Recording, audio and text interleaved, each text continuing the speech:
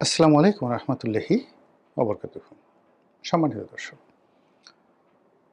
দিল্লিতে থাকা বাংলাদেশের সাবেক প্রধানমন্ত্রী এবং আওয়ামী লীগের সভানেত্রী শেখ হাসিনা, তার কিছু বক্তব্য নিয়ে বাংলাদেশে বেশ তোলপাড় চলছে। তার বক্তব্যগুলো তার যারা পক্ষের লোক তাদের জন্য এটি একটি ম্যাগনা কার্টা।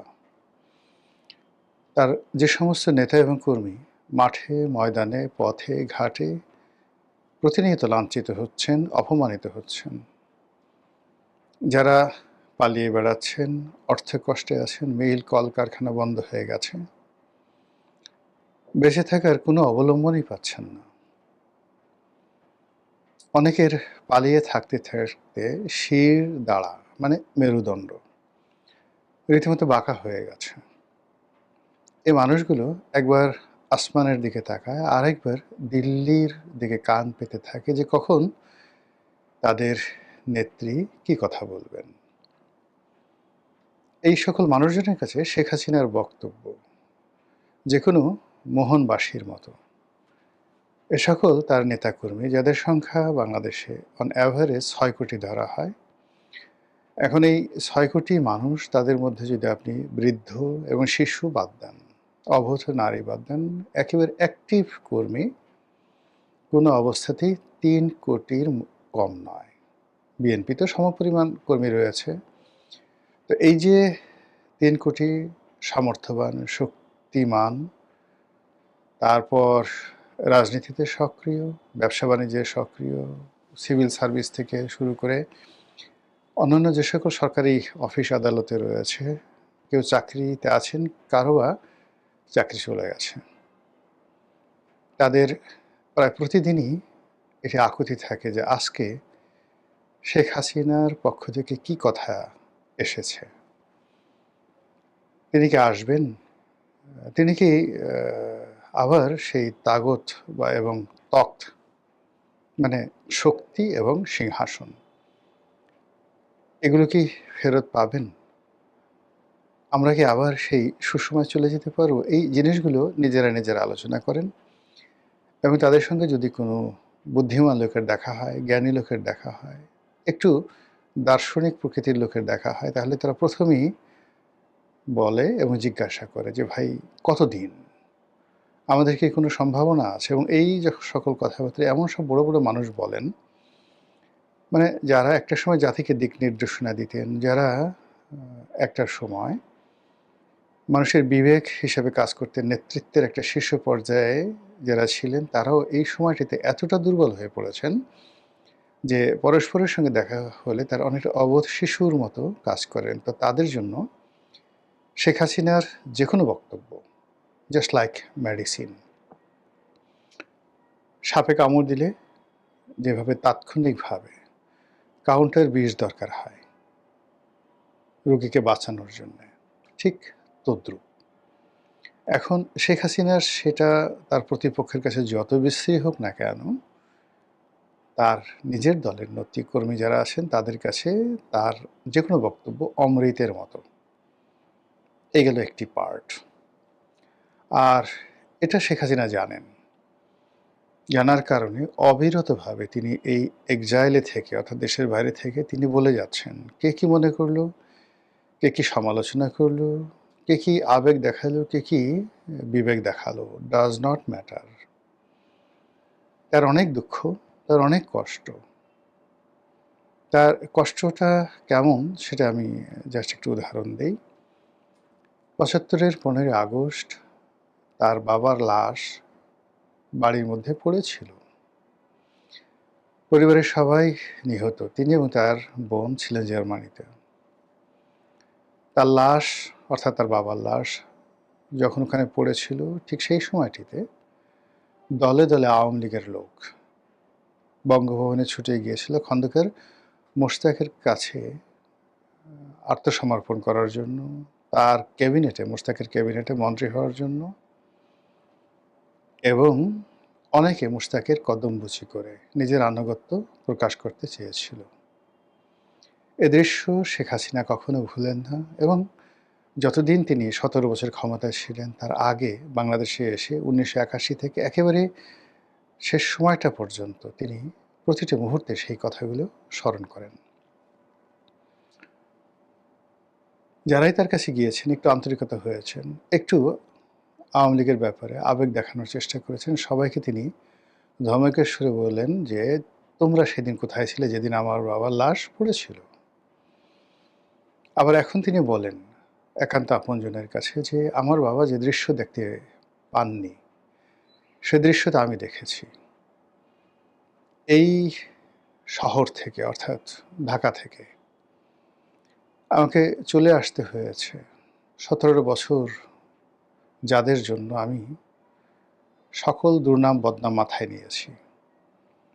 ১৭ বছর ধরে যত অভিযোগ আমার বিরুদ্ধে, সব তো এই দলের নেতাকর্মীর জন্য এবং দলের সাধারণ কর্মী সমর্থকের জন্য এবং অনেক ক্ষেত্রে জনগণের জন্য। তো আমার যে বিদায়, সেই বিদায় বেলায় তাদের ভূমিকা কী?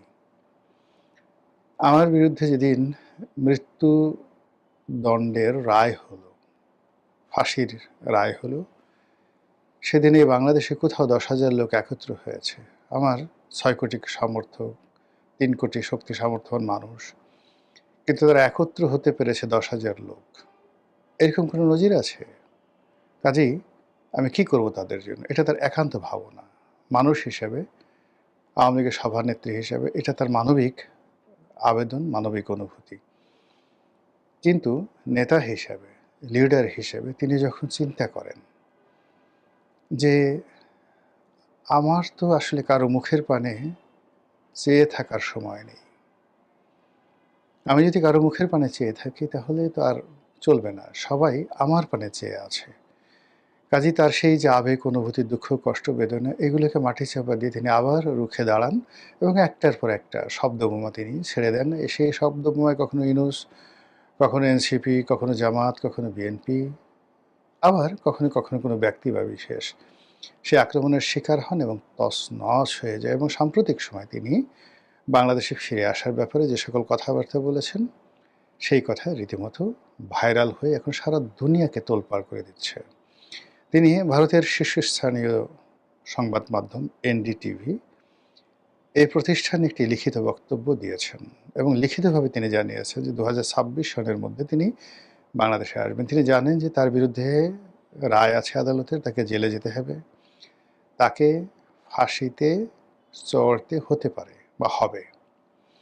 এই বাস্তবতা মেনে তিনি লিখিতভাবে জানিয়েছেন ২০২৬ সনে তিনি বাংলাদেশে ফিরবেন। এই যে তার দৃঢ়তা, এই যে তার ডিটারমিনেশন, এটা বিশ্বের শত শত প্রথম সারির গণমাধ্যম এনডিটিভির বরাতে বাংলাদেশ সহ শত শত সারা দুনিয়ার একেবারে প্রথম সারির পত্রিকা, সেটা রয়টার্স বলেন, মানে সংবাদ মাধ্যম, কিংবা ওয়াশিংটন পোস্ট বলেন, কিংবা টেলিগ্রাফ বলেন, সানডে টাইমস বলেন, প্রায় সব জায়গাতে এই নিউজ এসেছে। আর মধ্যপ্রাচ্যের সকল দেশে এই নিউজ এসেছে। আর এই কারণে কি হলো, বাংলাদেশের মধ্যে এক ধরনের চাঞ্চল্য দেখা দিয়েছে। তার পক্ষের লোকের মধ্যে চাঞ্চল্য দেখা দিয়েছে, তার বিপক্ষের লোকের মধ্যে চাঞ্চল্য দেখা দিয়েছে। বিশেষ করে সরকার অতীতের আওয়ামী লীগের মতোই প্রতিক্রিয়া দেখাচ্ছে যে এই যে এনডিটিভিতে শেখ হাসিনা যে লিখিত বক্তব্য দিল, এটা আমাদের দেশের গণমাধ্যমগুলোর প্রচার করার কি দরকার ছিল? কিন্তু আমাদের দেশের মূলধারার গণমাধ্যম প্রায় সবাই খবর প্রকাশ করেছে, আর এতে সরকার বেজায় খেপেছে। তাদের বক্তব্য হলো যে যেখানে তিনি, শেখ হাসিনা, আদালতের সাজাপ্রাপ্ত, তো কোনো সাজাপ্রাপ্ত আসামির বক্তব্য পত্রপত্রিকায় প্রকাশ করা যাবে না, এইরকম একটি আইন শেখ হাসিনার জামানাতে হয়েছিল। এরকম একটা যাকে বলা হয় রেওয়াজ শেখ হাসিনার জামানাতে চালু হয়েছিল। এবং ওই সময়টিতে তারেক রহমান সাহেবের কোনো কথা, বেগম খালেদা জিয়ার কোনো কথা পত্রপত্রিকায় ছাপানো যেত না এই নিষেধাজ্ঞার কারণে। সরকার এই মুহূর্তে দেশের গণমাধ্যমকে খুব কড়া ভাষায় জানিয়ে দিচ্ছেন যে সাজাপ্রাপ্ত আসামি শেখ হাসিনার কোনো বক্তব্য প্রচার করা যাবে না। কিন্তু সমস্যা হয়ে গেল এই যে ২০১৩, ১৪ কিংবা ২০২১-২২ ওই সময়টাতে বাংলাদেশের যে পরিস্থিতি এবং প্রেক্ষাপট ছিল, ওই সময়টাতে আওয়ামী লীগের যে তৎপরতা ছিল তার চেয়ে এখন বাস্তবতা হলো আওয়ামী লীগের হাতে যে অ্যামুনেশন আছে, মানি, কৌশল, বুদ্ধি, প্রজ্ঞা এবং সামাজিক মাধ্যমে তাদের এই মুহূর্তে যে রাজত্ব এবং দেশের রাজনীতির অঙ্গনের সবচেয়ে মেধাবী মানুষগুলো, সাংবাদিক, সাহিত্যিক, বুদ্ধিজীবী, কবি, অভিনেতা, অভিনেত্রী,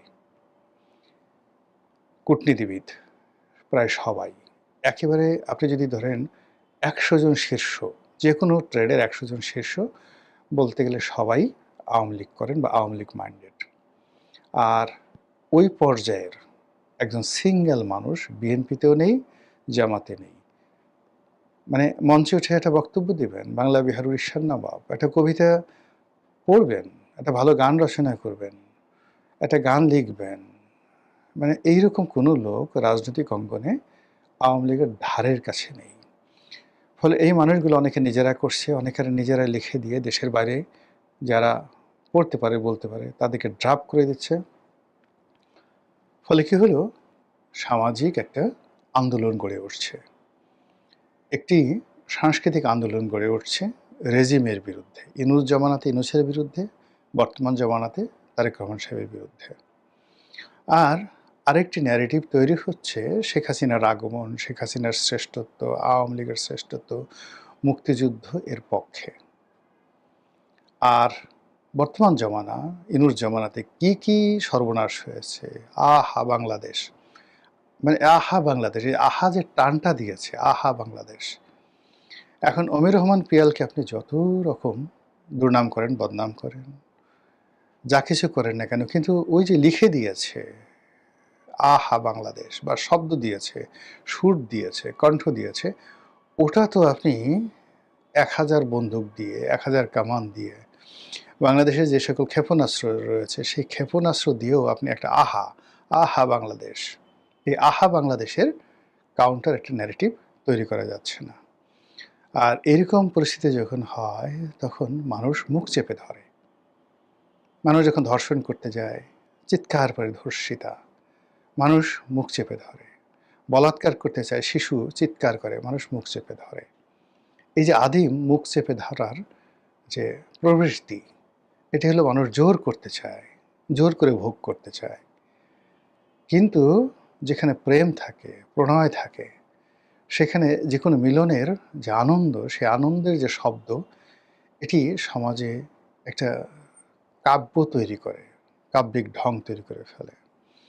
এখন সরকার যে অবস্থা হয়ে গেছে সেটা হলো, সে আর শেখ হাসিনার কোনো শব্দকে মোকাবেলা করতে পারছে না।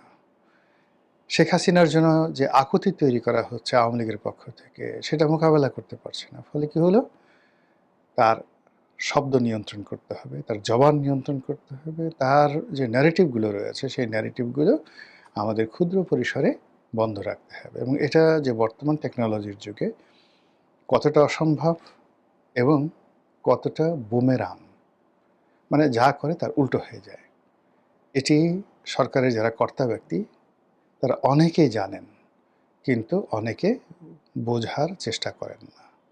ছেলে মরে গেছে, কবর দেয়া হয়েছে, কিন্তু পিতামাতার মন মানে না। তদ্রূপ সরকারের অনেকগুলো বিষয় রয়েছে, সরকারের কর্তা ব্যক্তিরা খুব ভালো করে জানেন, কিন্তু মন মানে না। মনে হয় যেন এই কাজটা করলে বোধহয় একটু থামানো যাবে, এই কাজটা করলে বোধহয় থামানো যাবে। তো এইভাবে চলছে। আর এর মধ্যে শেখ হাসিনা তার যে ভয়ঙ্কর কথাগুলো, বক্তব্যগুলো বাংলাদেশের আনাচে কানাচে, টেকনাফ থেকে তেঁতুলিয়া পর্যন্ত